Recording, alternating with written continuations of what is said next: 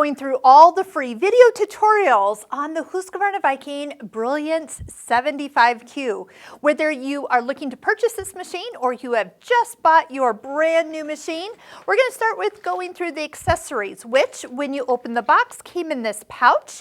And we are going to find that each of those items has a place in the front or the back of the accessory box that you can actually slide off, set to the side if you're using the free arm. But I'm going to just leave that attached and kind of as I go through them, explain what they are and then place them where they're going to live. And you could just keep this in the bag too, whatever works for you, but this is really nice to have them right at your fingertips. That way too, if you go to a class or take it with you, all your accessories are with you and you're not leaving this behind. So our regular foot that comes with it is an A foot, and your machine will tell you which foot to use based on the stitch that you have selected. But there are other feet throughout, and as we go through all the videos, you will see me referencing feet and then why we're using the different feet, because some of them do look very similar as we go through and start comparing foot to foot. So without any particular order here, I'm going to start, there is a B foot. An A and B foot look from the top the same, but when you flip it over, you'll notice on the B foot there's like a cutout. You're going to see this foot selected when you're doing decorative stitches or stitches that are heavy or dense. That way they don't get hung up, and if you compare the two, you'll notice the A foot doesn't have this cutout and could kind of pile up or make your stitches not flow as smooth as they're supposed to be. So as we put them here, there's only one foot that has to be actually placed in the correct location, and I'm going to actually slide this off so you can actually see. I'm going to jump to the next one. This is a manual buttonhole foot. Okay, so you can kind of see it's kind of long. It's also got a little end on it. This is where you can wrap cording around so you can make a corded buttonhole. Now you'll notice your censored or automatic buttonhole foot has the red wheel and the plug-in, and we'll show you how to make buttonholes soon, but these are together. This one has a place. The reason you can't just put it here any place is because it'll stick too far up. But look what Viking has for us. If you look right down into this little location, there is a notch. That one is designed to sit right there, and this will close perfectly when you are having that foot placed correctly. The rest of them can kind of be wherever you want them to be. There is a wide foot, kind of like a big foot. It is S. This is the one we use for all the sideways motion stitches. It is a little wider, so it does fit down here, along with the other wider foot, E, which is a zipper foot. Now, when we do a zipper foot, you can either be on the right side or the left side, depending on what side of the zipper you're going on. That can fit right at that point. I do love to see an optional foot for a lot of machines. This is a clear open toe foot. So I use this a lot when I do decorative stitches because I can see where they're going. It's kind of like a B foot because it is cut out underneath, so it has the place for those heavier stitches. I'm going to keep that nice and close to the front because I reach for that often. An R foot is actually a free motion foot. It is one that comes with it. If you're doing a lot of free motion, I do recommend the other one that comes up, and it is the free motion spring action foot. And then of course you can also purchase a ruler foot. So depending when you do free motion, you tell the machine which foot this is, and then it will make sure to stitch correctly. This one is the free motion floating foot. So if you were going to put this one on, you tell the machine that that is the foot you're using. We also have a 1/4 inch foot that comes with this machine. So again, you're kind of loaded for starting off with a nice collection of feet. There are 3 more in here. One is a overlock foot, so doing overlock stitches, it is perfect for that. One is a blind hem foot, foot number D. It has room for that. And then this foot is nice. It is white and it is smooth on the underneath side. So if you're ever working on fabrics that are sticky or vinyl or clear plastic, this is going to make it so you don't have to use like tissue paper. This is a non-stick foot, and it is foot H. And if you tell the machine that you're working with sticky fabrics, it will tell you to put this foot on. Now, you'll notice that this is not, there's not a place for this, so you can decide which foot goes into the back. So whatever you're thinking, I might actually put my free motion quilting foot back there. I'm going to put my automatic quilting foot back there as well. Were you wondering what these little holes were for?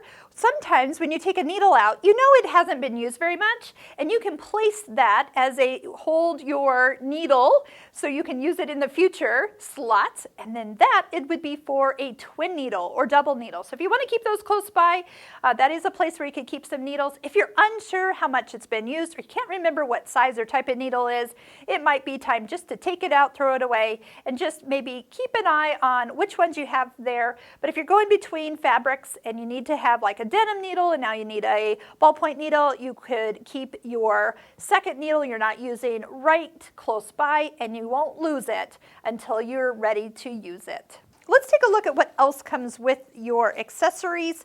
We are seeing, yay, a straight stitch throat plate, and not just a straight stitch throat plate. This is a censored straight stitch throat plate. That means when I put it on, the machine will immediately know this plate is on and will not let me do anything other than a straight stitch in the center needle position. Yay. Number two, this also has both metric and inches for those of us in the United States. I want to use inches as our seam allowance that we are used to. Right now, the throat plate has metric, which, by the way, you kind of learn a little metric, and it doesn't take long to kind of figure it out too. But this is included. I use a straight stitch throat plate when I do piecing to keep my stitches nice and even. That needle has no place to move, especially when I go over really big, bulky seams. I also use this when I free motion quilt. So that really helps as that needle's going up and down. You're moving fabric in all the directions. Again, it keeps it so we get a nice, accurate stitch every time that needle dips down. This will fit in the back, no problem. We've got some bobbins. By the way, this is a bobbin holder right up front, and as you can see, it will hold lots of bobbins, and it actually can be removed. So if maybe you're taking it somewhere or filling it up, you can take it out or put this in another place, but it does have a home for you to travel with a nice assortment of bobbins no matter where you go. We also have a stylus. So you'll see me from time to time use a stylus. Sometimes I'll use my fingernail. That is this type of screen this is, but there is a place right over here. You'll have to peek behind the screen that you can actually set that in. So I'm going to set it in there. You'll see it kind of hides. If you are traveling, I would advise that you slide it into a secure place. You don't want that to kind of pop out and fall out of your carrying case when you're going somewhere and then you're like, oh no, where'd my stylus go? So I'm going to put mine right there. Some people love to put a little string or ribbon through here. It makes it a little easier to find or pick up, and especially if it drops on a floor and you can't find where it goes. We have a screwdriver for the screw of the needle and also to pop the throat plate up. I like that in the back here. A seam guide. We'll kind of talk about all those different things, and so you get started. Cleaning. Cleaning is so important with this machine. You do need to clean out underneath your throat plate on a regular basis. No oil is needed, but you do need to clean. There is linty fabrics that go and pile up down below and cause us issues, but if you keep it clean, and we will do a video on cleaning. Seam ripper, always nice to have an extra one that I tuck back here. We have spool caps. We're going to describe spool caps when we talk about threading, like which ones go on a bigger spool, which ones go on a smaller spool. I'm also going to talk about thread stands, which are great, and then you don't have to worry about spool caps. Love, love that feature. But we'll put those extras in the back. You do also have with the spool caps is some felt pads, so threads, if they're standing vertical, can actually not have spinning to them. So you put one of the spool caps down, you put that on, and it really makes it nice. All right, yes, lots of things. Thread nets. Some threads like to puddle or not stay on the spool where they're supposed to. You can kind of give them a little gentle love and keep them in place. I don't use these a lot, but I have been known to need one, and thank goodness I had a few close by. Extra needles. You have a nice variety pack that comes with this machine, but you'll definitely want a pack of each of these for future, and then always keep them with you. A little screen cleaning, so that easy to wipe off. You could use that for your glasses also.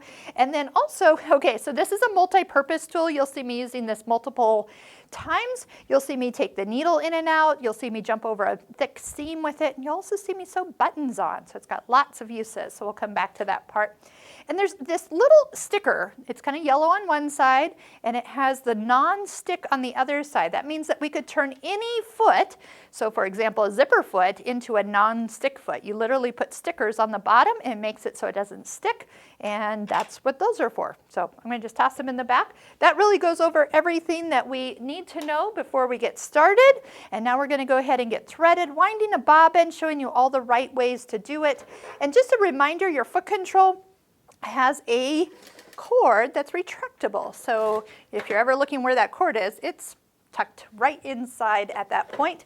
We do have the manual user's guide, which everything will make more sense if you've watched all of our videos. I always recommend going back, maybe peruse through here and see, oh yeah, that's what we were talking about, or that's how that works, or oh, look at all the stitches that I have to stitch out when I make my stitch book. Yes, we're going to talk about stitch books and different feet and definitions. So I'm usually a flip through manual girl, and as you're seeing, I usually flip from the back to the front. Leave a comment below if that's how you read a manual. That's how I read a manual. Your warranty, you can go online to Husqvarna Viking and register your machine. You do have warranty through the place that you purchased it from, and usually 1 year takes care of anything that happens in the first year, including service, 5 years on circuit boards, and 20-year warranty on the frame of the machine and the major moving parts. Do keep in mind that anything that you do, I mean, machines get wear and tear, that is on you. Have your machine serviced regularly, we say once a year, maybe on its birthday, is to just take it in. It really makes a difference if you want this machine to last a long, long time. Keep it serviced annually and it will treat you well. So we've got more videos to show you, and there's going to be links below to the complete playlist of all the free video tutorials we have done on the Husqvarna Viking Brilliance 75Q.